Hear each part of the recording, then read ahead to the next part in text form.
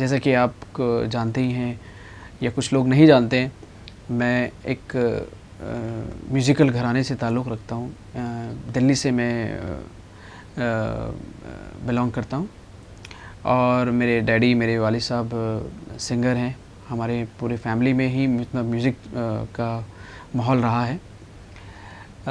तो ज़ाहिर सी बात है हमारे घर में किसी न किसी ने एक को तो म्यूज़िक में आना ही था और मेरा इंटरेस्ट म्यूज़िक लाइन की तरफ देखा मेरे डैडी ने, तो उन्होंने इनकरेज किया मुझे अपने साथ में प्रैक्टिस के लिए बिठाते थे, रियाज़ के लिए बिठाते थे और शोज़ के लिए मुझे लेके जाते थे मेरे डैडी।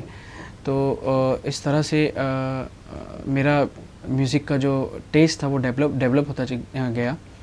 उसके बाद मेरे डैडी ने मुझे बहुत सारे जो जितने भी जिससे उनको लगता था कि जावेद को सिखाना चाहिए था, उन सभी गुरु से मुझे थोड़ा-थोड़ा तालीम दिलाई और मैंने सीखा म्यूज़िक।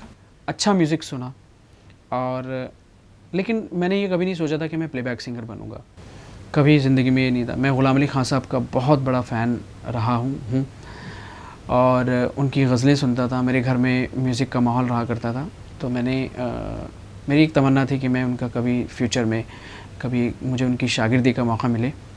तो एक बार वो दिल्ली आए और दिल्ली आने के बाद में उनसे मैं मिला और मिलने के बाद में उन्होंने मुझे सुना और कहा कि मैं तुम्हें शागिर्द बनाता हूँ और मुझे बहुत ये खुशनसीबी हासिल हुई।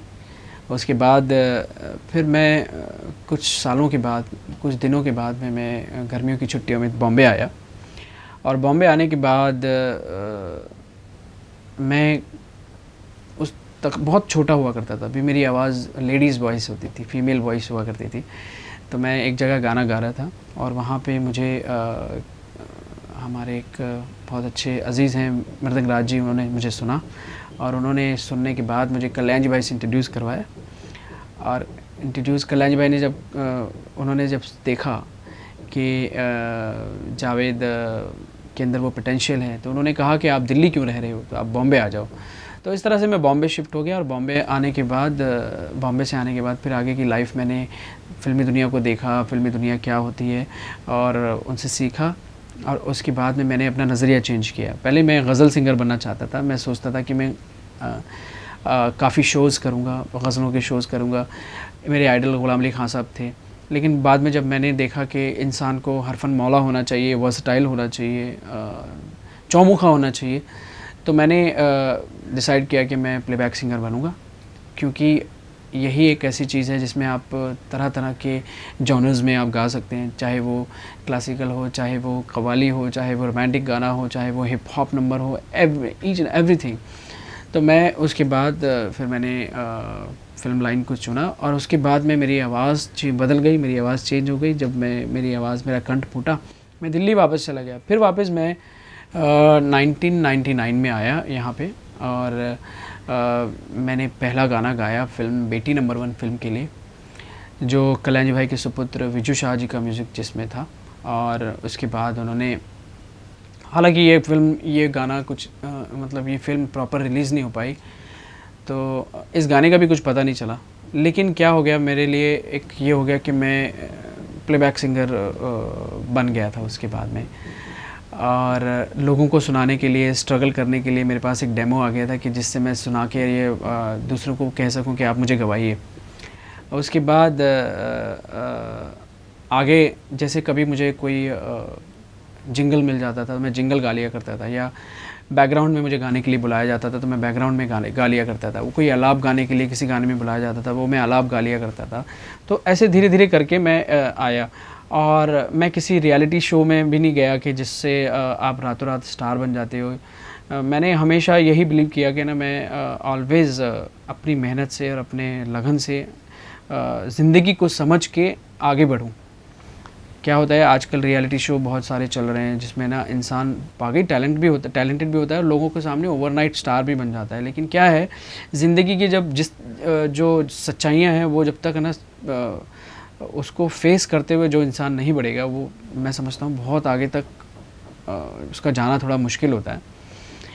और इसी तरह से मैं आया और फिर धीरे-धीरे मुझे कोई डबिंग्स गाने के लिए मुझे कोई बुलाता था। जैसे ओरिजिनल सिंगर मौजूद नहीं है, तो मैं जाके वो डबिंग्स गा लिया करता था और फिर मुझे मेरी आवाज़ उसमें से हटा दी जाती थी। फिर उसके बाद मैंने काफ़ी गाने गाए, जैसे हासिल एक फ़िल्म आई थी, उसमें मैंने अब घर आजा एक गाना गाया था। अगर आप नेट से देखेंगे, अब घर आजा, तू ही तू एक गाना था जो मैंने जतिन ललित जी के लिए गाया था इस फ़िल्म में।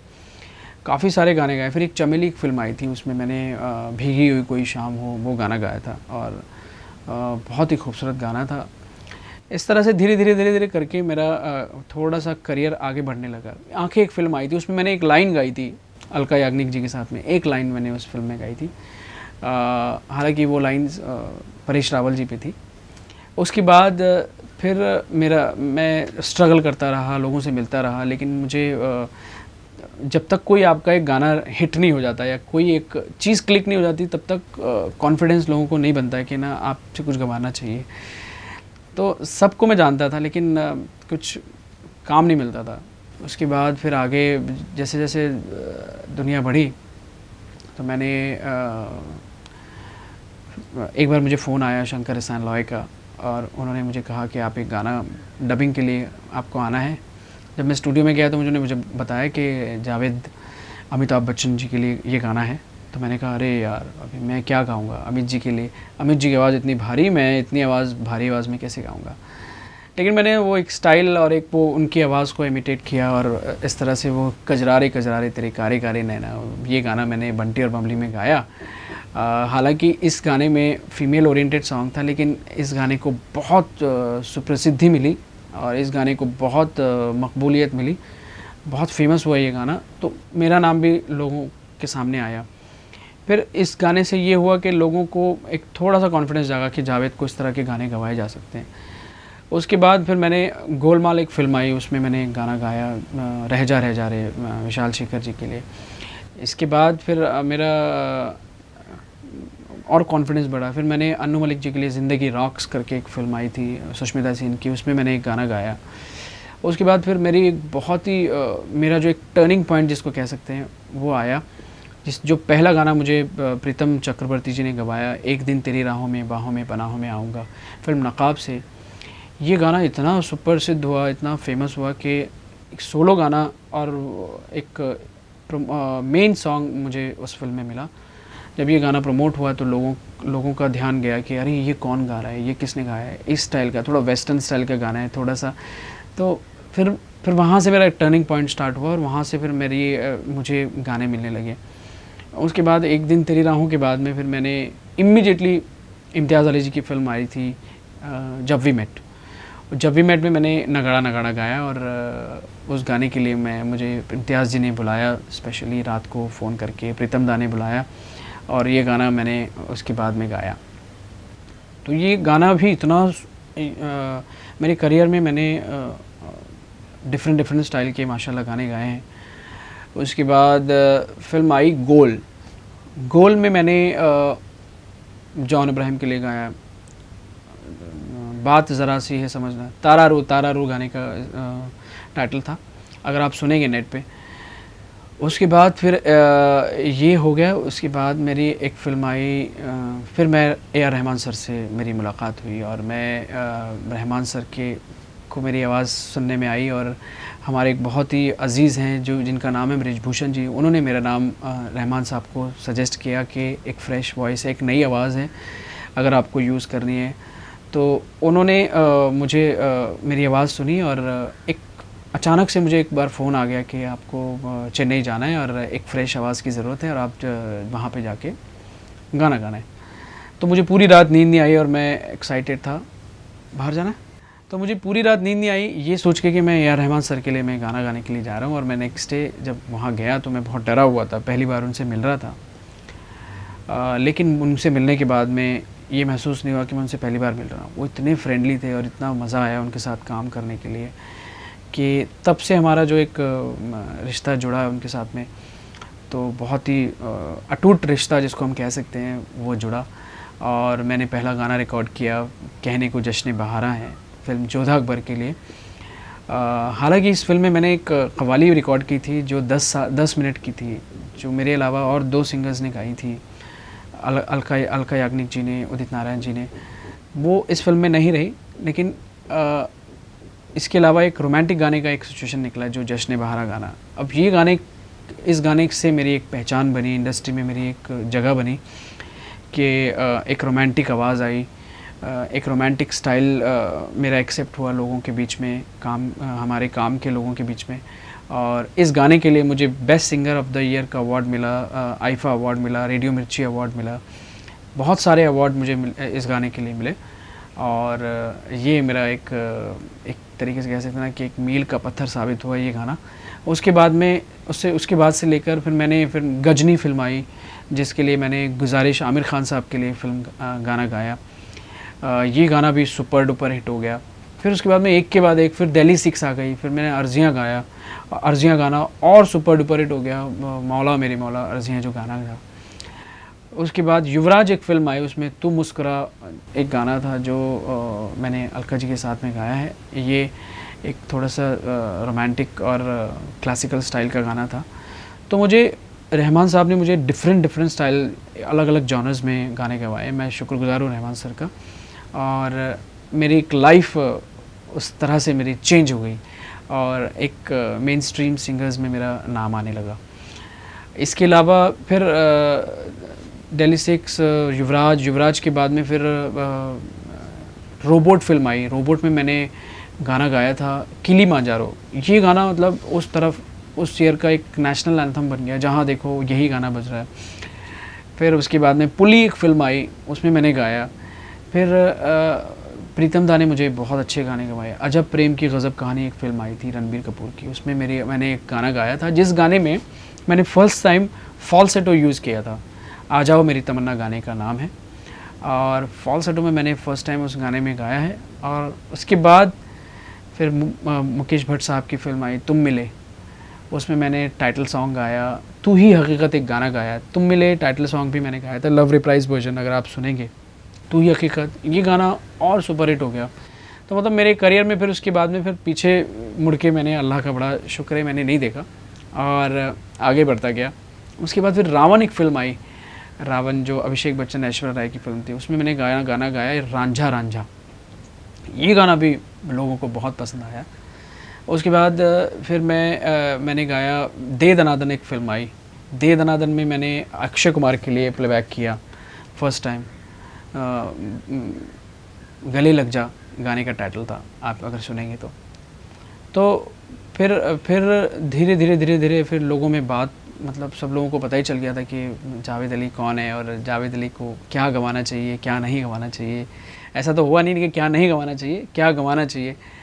तो उसके बाद धीरे फिर मैं आगे बढ़ता गया। फिर मैंने एक फ़िल्म में गाया, पुली एक फ़िल्म, तेलुगु, तमिल, मैंने बहुत सारे गाने गाए हैं। युवान शंकर राजा जी के लिए, या फिर रहमान साहब के लिए, या फिर थमन के लिए, या फिर हैरिस जयराज के लिए, सबके लिए मैंने गाया है। इनफैक्ट और आगे अगर मैं बढ़ूँ तो अब फिर झूठा ही सही एक फ़िल्म आई, उसमें मैंने मैया यशोदा एक गाना गाया था जो बहुत ही ट्रिकी सॉन्ग था। अगर आप देखेंगे तो, सुनेंगे तो बहुत मज़ा आएगा वो गाना। और उसके बाद फिर मेरी एक फ़िल्म आई ये जन्नत 2, उसमें मैंने गाना गाया तेरा दीदार हुआ। ये गाना सुपर डुपर हिट हो गया। उसके बाद इशक ज़ादे एक फ़िल्म आ गई, इशक ज़ादे में मैंने टाइटल सॉन्ग गाया इशक ज़ादे। अमित त्रिवेदी ने मुझे बहुत अच्छा गाना गवाया और बहुत ही कामयाब म्यूज़िक डायरेक्टर हैं वो। पहली बार मैंने उनके साथ काम किया, बहुत मज़ा आया। और बाकी सारे गाने आप मेरे जानते ही हैं। फिर उसके बाद राउडी राठौड़ में मैंने एक गाना गाया तेरा इश्क बड़ा तीखा, साजिद वाजिद जी के लिए, वो बहुत कमाल गाना है। और इसके अलावा अभी जो लेटेस्ट फ़िल्म मेरी अभी गाना आया है वो है दीवाना कर रहा है, फ्रॉम द मूवी राज 3।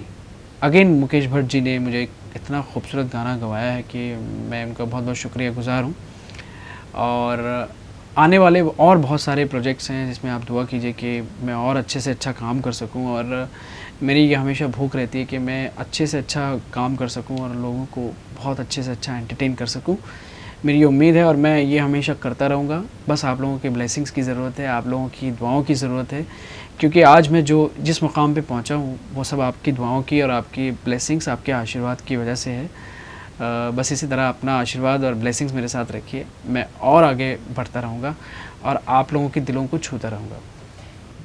मुझे एक पंजाबी गाना उनका बहुत अच्छा लगता है, जो मेरा बहुत फ़ेवरेट है, टुर गयो माही निंदरो जगा के। क्योंकि पंजाब का पंजाबी चैनल है तो मैं पंजाबी थोड़ा सा गाना चाहूँगा। एक लाइन मैं आपको सुनाता हूँ।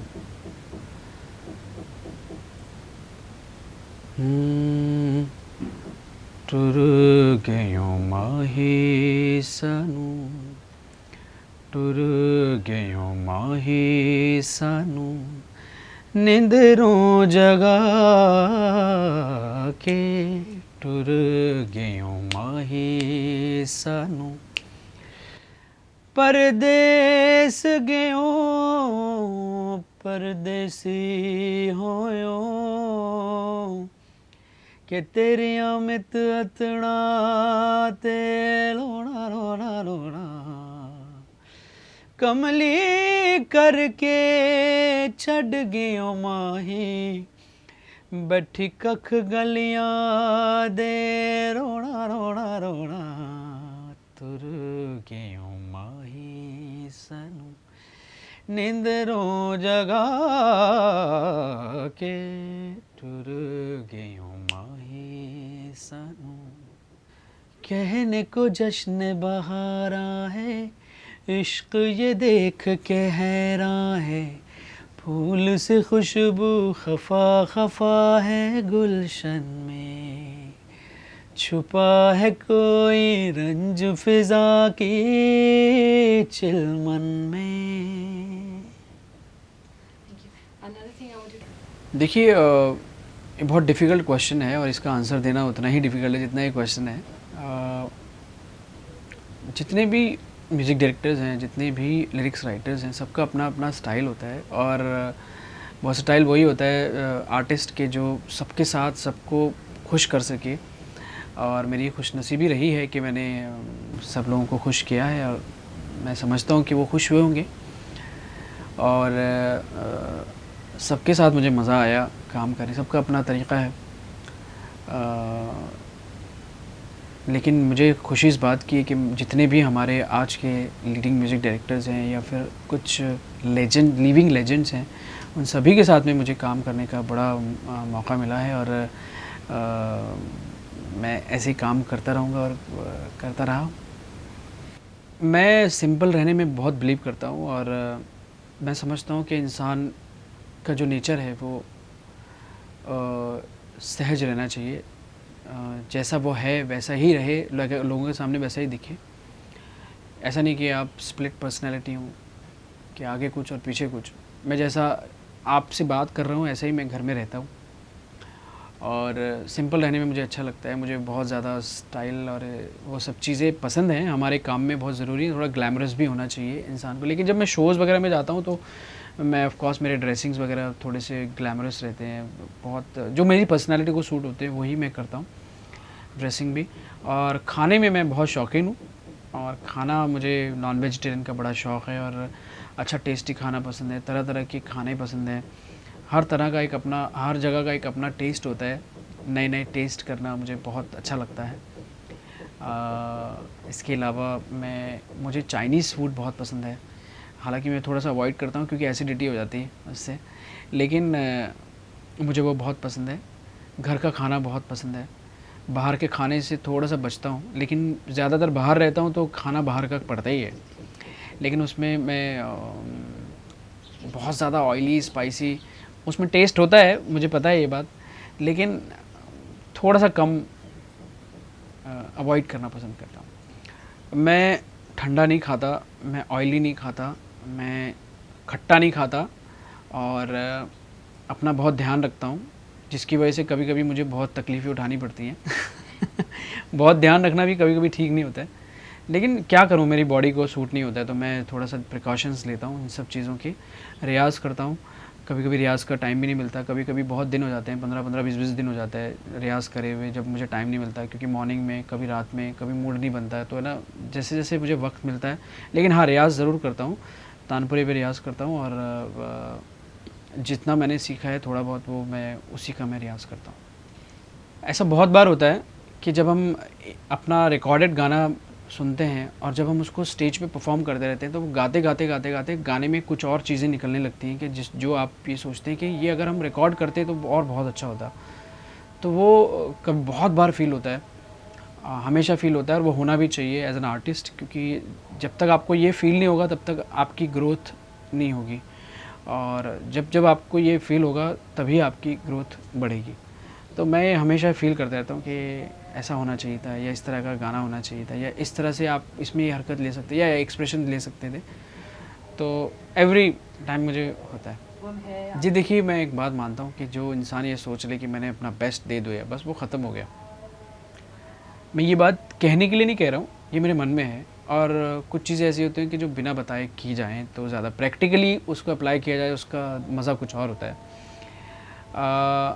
लेकिन ये जो भूख है ना इंसान की कि अच्छा करने की, वो जिस दिन ख़त्म हो गई ना, इंसान भी ख़त्म हो जाता है, फिर वो आउटडेटेड हो जाता है।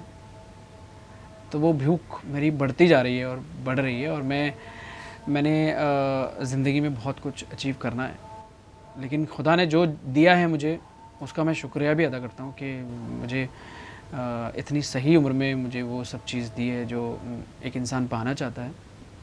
और बस मैं एक ही मैसेज देना चाहूँगा, मैं सबको एक ही बात कहना चाहूँगा कि अपने काम में ऑनेस्ट रहें, और अपने जो आप करना चाहते हैं उसमें पूरी लगन रखें, और सच और साहस है जिसके मन में, अंत में जीत उसी की रहे। ये एक बहुत खूबसूरत लाइन है, जो जिससे हमें बहुत इंस्पिरेशन लेना चाहिए।